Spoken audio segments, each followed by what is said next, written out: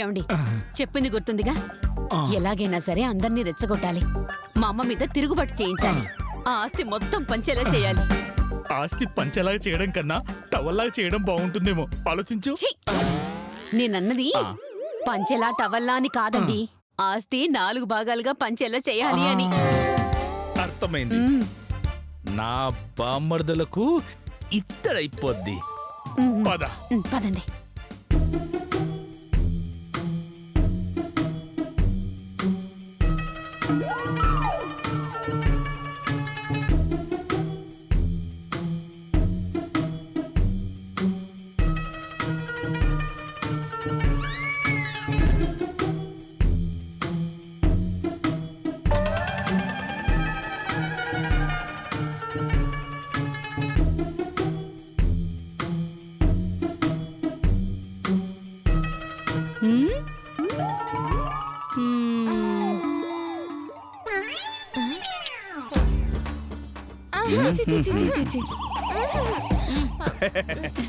ఏం బామ్మర్దులు, ఏంది దీనంగా ఆలోచిస్తున్నారు?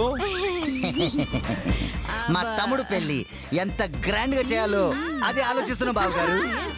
నిజమా? చేయండి చేయండి. రెండోసారి పెళ్లి కదా, ఆ మాత్రం గ్రాండ్ గా చేయాల్సిందే.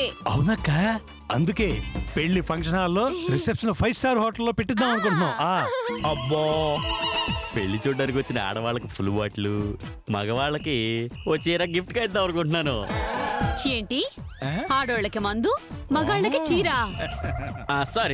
సారీ మగవాళ్ళకి మందు, ఆడవాళ్ళకి చీరలో ఇద్దాం అనుకుంటున్నాను.